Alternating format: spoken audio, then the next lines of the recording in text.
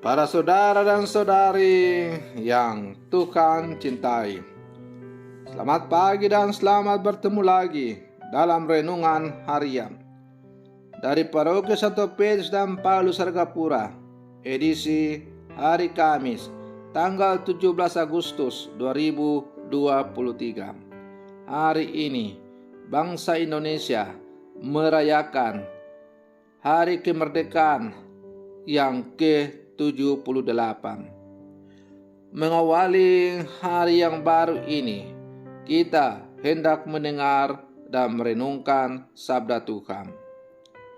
Marilah sebelum kita mendengar dan merenungkan sabda Tuhan, kita berdoa. Dalam nama Bapa dan Putra dan Roh Kudus. Amin. Tuhan Allah yang Maha Esa, Engkau memanggil setiap orang kepada kemerdekaan dalam diri Yesus Putramu. Maka pada hari proklamasi kemerdekaan bangsa dan negara kami yang ke-78, kami mohon kepadamu, lindungilah tanah air kami agar tetap bebas, merdeka, dan aman sentosa. Anugerahkanlah kepada bangsa kami kemerdekaan sejati, agar seluruh wilayahnya berkuasa keadilan dan damai, peri kemanusiaan, kerukunan, dan cinta kasih. Bersabdalah ya Tuhan, kami siap mendengarkan. Terpujilah Engkau Bapa, Putra, dan Roh Kudus, kini dan sepanjang segala masa. Amin. Para saudara dan saudari yang Tuhan cintai, sabda Tuhan yang hendak kita dengar dan kita renungkan untuk mengawali hari yang baru ini diambil dari Injil Matius pasal 22 ayat 15 sampai 21. Tuhan bersamamu. Inilah Injil suci menurut Matius. Sekali peristiwa, orang-orang Farisi berunding bagaimana mereka dapat menjerat Yesus dengan suatu pertanyaan.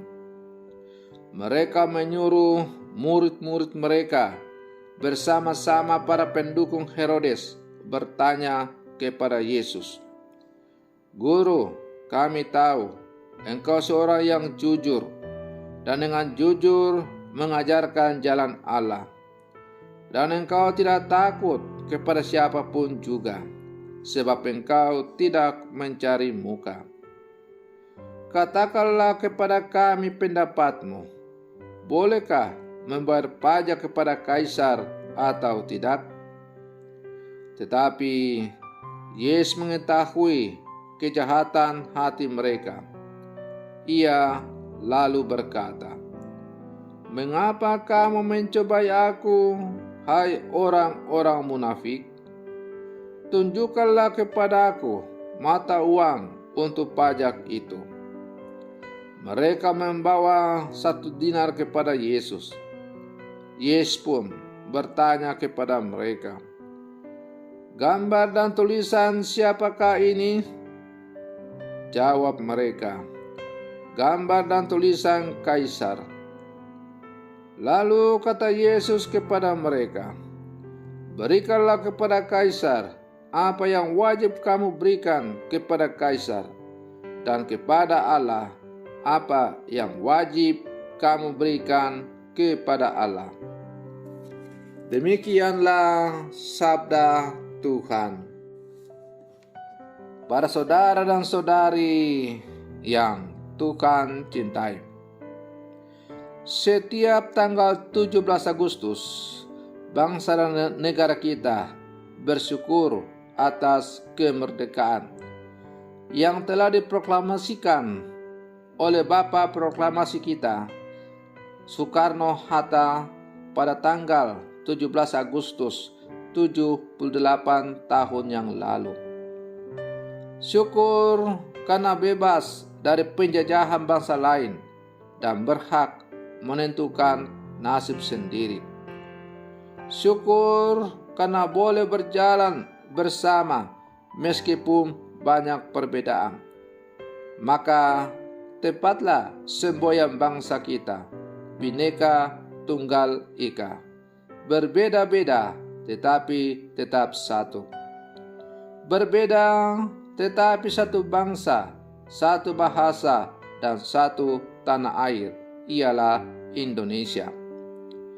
Kita juga berdoa supaya seluruh komponen bangsa ini taat dan setia pada komitmen kebangsaan.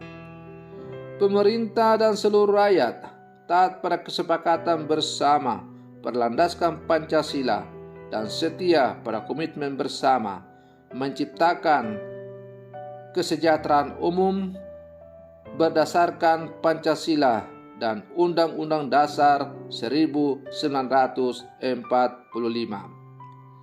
Para saudara dan saudari yang Tuhan cintai, ketaatan sedemikian ditunjukkan Yesus ketika berhadapan dengan jebakan orang Farisi bersama orang-orang Herodian yang memaksanya memilih membayar pajak kepada kaisar atau tidak.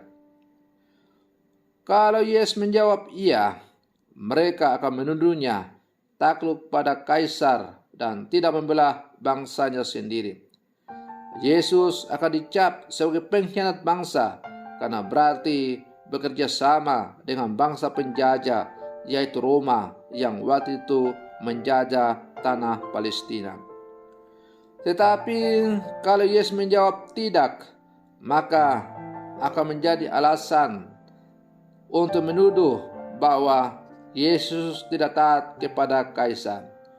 Ia adalah musuh negara separatis yang harus dilenyapkan. Para saudara dan saudari yang Tuhan cintai, Yesus sungguh bijak dan mengajarkan ketaatan dan komitmen baik kepada Allah maupun kepada pemerintah. Ketaatan dan komitmen seperti inilah yang menyelamatkan bangsa dan meneguhkan iman akan Allah. Karena di tengah masyarakat dan bangsa, setiap orang beriman meneguhkan iman akan Allah, harus memberi kesaksian dan menjadi garam dan terang keselamatan. Para saudara dan saudari yang Tuhan cintai, kemerdekaan adalah hak semua orang. Tak seorang pun yang ingin hidup terkekang atau diatur-atur oleh orang lain. Semua ingin bebas mengekspresikan diri, bebas beribadah, bebas memilih jodoh, bebas menganut ideologi tertentu, bebas memilih pekerjaan, dan sebagainya. Meski demikian, tidak semua orang sungguh siap hidup dalam kemerdekaan. Agar kemerdekaan membawa berkah, diperlukan kemampuan memimpin diri sendiri, sikap yang bertanggung jawab, serta sikap hormat pada kebebasan sesama. Tanpa itu semua, kemerdekaan bisa menjadi bencana. Tak sedikit yang memaknai kemerdekaan sebagai bebas sesuka hati, tanpa peduli apakah perbuatan dan kata-katanya melukai harga diri, martabat, atau rasa keadilan sesama. Kebebasan kita dibatasi oleh nilai-nilai kebaikan dan norma-norma keadilan. Hal itu sangat dengan tegas ditegaskan oleh Rasul Petrus. Hiduplah sebagai orang-orang merdeka, bukan seperti mereka yang menyalahgunakan kemerdekaan itu. Hormatilah semua orang, takutlah akan Allah, dan hormatilah Raja.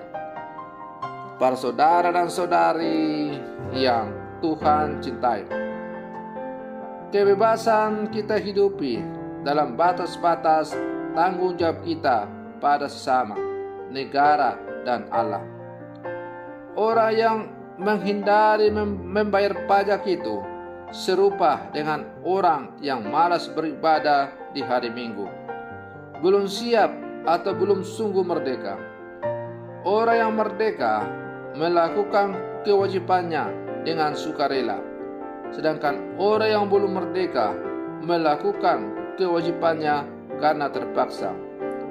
Orang yang merdeka tidak takut menjadi hamba nilai-nilai kebaikan dan norma-norma keadilan.